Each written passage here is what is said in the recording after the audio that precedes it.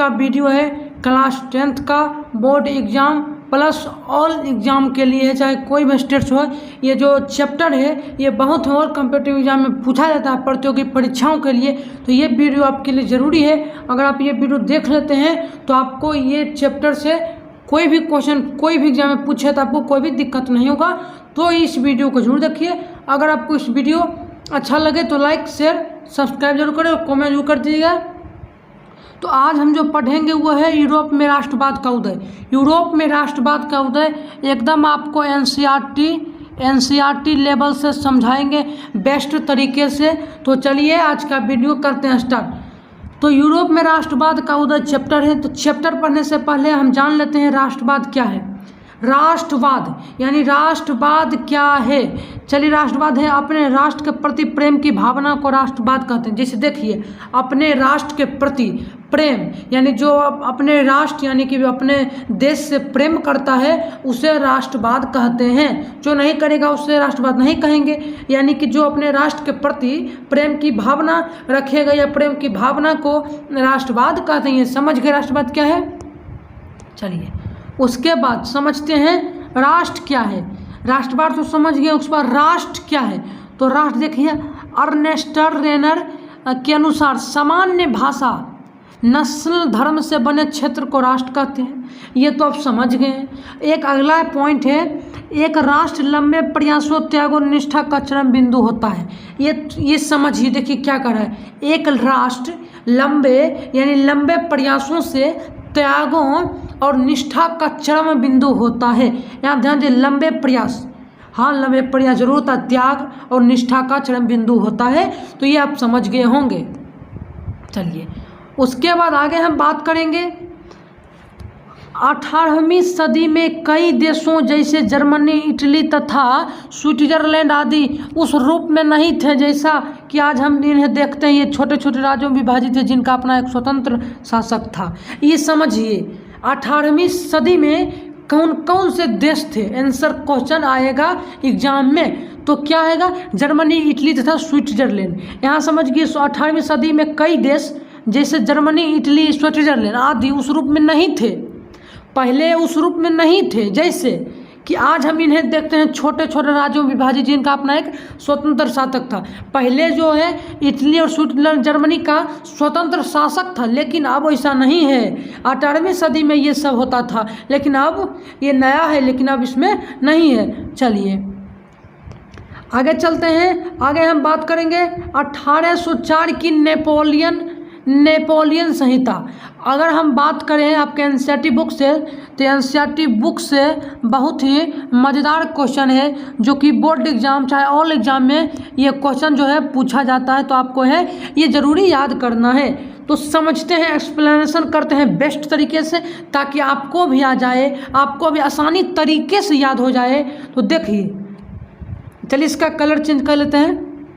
1804 की नेपोलियन संहिता। अगर आपसे कोई पूछे नेपोलियन की संहिता कब हुआ था तो 1804 में हुआ था। एक क्वेश्चन यहाँ से बन गया। चलिए यहाँ देखते हैं। इसे 1804 में लागू किया गया। इसने जन्म पर आधारित विशेष अधिकारियों को समाप्त कर दिया। कौन समाप्त कर दिया? नेपोलियन संहिता ने 1804 में लागू किया नेपोलियन संहिता। इसने जन्म पर आधारित विशेष अधिकारों को समाप्त कर दिया। कौन समाप्त कर दिया? 1804 में कौन लागू हुआ? नेपोलियन संहिता ने जन्म पर आधारित विशेष अधिकारियों को समाप्त कर दिया। इसमें न केवल न्याय के समक्ष समानता स्थापित की बल्कि संपत्ति के अधिकार को भी सुरक्षित किया। ये जो हुआ था 1804 की नेपोलियन संहिता के क्या व्याख्या है, आप क्या लिखेंगे? तो आप लिखेंगे इसे 1804 में लागू किया गया। इसने जन्म पर आधारित विशेष अधिकारियों को समाप्त कर दिया। इसने न केवल न्याय के समक्ष समानता स्थापित की बल्कि संपत्ति के आधार को भी ये सुरक्षित किया। संपत्ति के आधार को कौन सुरक्षित किया? तो 1804 की नेपोलियन संहिता ने सुरक्षित किया। ये हम समझ गए बहुत ही अच्छे तरीके से। आगे हम चलेंगे वियना कांग्रेस। वियना कांग्रेस क्या है ये भी एक्सप्लेनेशन करते हैं बहुत ही मज़ेदार तरीके से। देखिए 1815 में ब्रिटेन, प्रसा, रूस और ऑस्ट्रिया जैसे यूरोपीय शक्तियों जिन्होंने मिलकर नेपोलियन को हराया था। अगर आपसे पूछे वियना कांग्रेस कब हुआ था? तो 1815 ईस्वी में एक क्वेश्चन यहाँ से बन गया। ओके, उसके बाद ब्रिटेन, प्रसार, रूस और ऑस्ट्रेलिया जैसे यूरोपीय शक्तियों जिन्होंने मिलकर नेपोलियन को हराया। अगर आपसे कोई पूछे नेपोलियन को कौन हराया था, तो ब्रिटेन, प्रसार, रूस, ऑस्ट्रेलिया जैसे यूरोपीय शक्तियों नेपोलियन को हराया था। उसके देखिए के प्रतिनिधि यूरोप के लिए एक समझौता तैयार करने के वियना के में इकट्ठा जिसके अथा ऑस्ट्रिया का चांसलर ड्यूक मेटरनिख ने की। अगर आपसे कोई पूछे कि 1815 में ब्रिटेन, प्रसार, रूस, ऑस्ट्रेलिया से यूरोपीय शक्ति जिन्होंने मिलकर नेपोलियन खड़ा लोगों के लिए समझौता तैयार करने के लिए वियना में इकट्ठा, यानी कि वियना कांग्रेस में जिसकी अध्यक्षता ऑस्ट्रिया का चांसलर कौन किया था? तो ड्यूक मेटरनिख ने किया था। ये आपको बहुत ही मज़ेदार तरीके से आपको हम समझा दिए हैं। मुझे उम्मीद है, आई होप मुझे उम्मीद है कि आपको ये क्वेश्चन याद हो जाएगा, सीधा दिमाग में हो जाएगा याद। उसके बाद चलते हैं नेपोलियन कौन था। ये बहुत ही क्वेश्चन महत्वपूर्ण, इसको जो है स्टार कर देते हैं, इसको जो है VVI क्वेश्चन कर देते हैं ताकि आप भूलें नहीं। तो देखिए क्या है, नेपोलियन कौन था? क्वेश्चन पूछा नेपोलियन कौन था, इसका आंसर क्या है? देखिए, नेपोलियन 15 अगस्त 1769 एक महान सम्राट था। अगर आपसे कोई पूछे नेपोलियन कौन था, तो एक महान सम्राट था। नेपोलियन 15 अगस्त 1769 एक महान सम्राट था जिसने अपने व्यक्तित्व और कार्यों से पूरे यूरोप के इतिहास को प्रभावित किया। समझ गए नेपोलियन कौन था? तो नेपोलियन 15 अगस्त 1769 एक महान सम्राट था जिसने अपने व्यक्तित्व एवं अपने काम के बल से यानी कार्यों से पूरे यूरोप के इतिहास को प्रभावित कर दिया। ये आपको याद रखना है। उसके बाद अपनी योग्यता के बल पर 24 वर्ष की आयु में ही सेनापति बन गया। अगर आपसे पूछे कोई किसने योग्यता के बल पर 24 वर्ष की ही आयु में सेनापति बन गया, तो नेपोलियन बन गया था। ये आपको याद रखना है, बहुत ही महत्वपूर्ण है। चलिए आगे देखते क्या है। आगे है, उसने कई युद्धों में फ्रांसीसी सेना की जीत दिलाई और अपार लोकप्रियता हासिल कर ली। उसने पीछे मुड़कर नहीं देखा और फ्रांस का शासक बन गया। अगर आपसे कोई पूछे फ्रांस का शासक कौन था, तो नेपोलियन था। नेपोलियन कौन था? Napoleon Bonaparte. ये हम आपको बता दिए हैं नेपोलियन कौन था। तो कई युद्धों में फ्रांसीसी सेना की जीत दिलाई किसने? नेपोलियन ने। और अपार लोकप्रियता हासिल कर ली किसने? नेपोलियन ने। पीछे मुड़कर नहीं देखा और फ्रांस का शासक बन गया। इसीलिए कहते हैं मेहनत करो खुद के बल पर, किसी पीछे नहीं मुड़ के देखो। कोई भी क्या कर रहा है, अपना सिर्फ बल पर मेहनत करो, सफलता एक ना दिन एक जरूर मिलेगी। चलिए आगे चलते हैं, उदारवाद हम पढ़ेंगे। आगे जो है हम पढ़ेंगे, लास्ट है, लास्ट जो चलिए लास्ट एक पढ़ लेते हैं, लास्ट उदारवाद पढ़ लेते हैं, यानी लाइबरलिज्म जिसे इंग्लिश में कहते हैं उदारवाद को।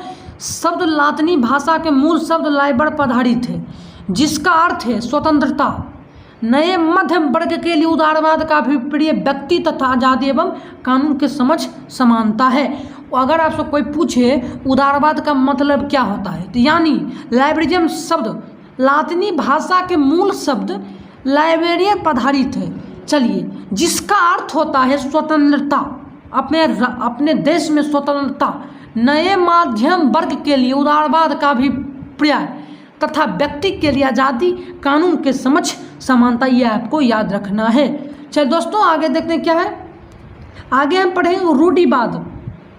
देख लेते हैं, एक ऐसा राजनीतिक दर्शन जो परंपरा स्थापित संस्थानों, पौराणिक परंपराओं और रिवाजों पर बल देता है। रूढ़िवाद क्या है? तो एक ऐसा राजनीतिक दर्शन, समझिए यहाँ पर देखिए, एक ऐसा राजनीतिक दर्शन जो परंपरा स्थापित संस्थानों, पौराणिक परंपराओं और रिवाजों पर बल देता है। कौन दोस्तों? रूढ़िवाद देता है। ये तो समझ गए। अगला देखिए क्या है, कुलीन वर्ग किसे कहते हैं? ये जमीन के मालिक थे। यह यूरोपीय महाद्वीप का सबसे शक्तिशाली वर्ग था। अगर आपसे कोई पूछे यूरोपीय महाद्वीप का सबसे शक्तिशाली वर्ग कौन था, तो कुलीन वर्ग था। कुलीन वर्ग कौन था? ये जमीन के मालिक थे। ठीक है, समझ गए। तो दोस्तों कल का जो वीडियो हम पढ़ेंगे, ये पार्ट आज क्या था, ये जो है ना आपका जो पार्ट 1 था।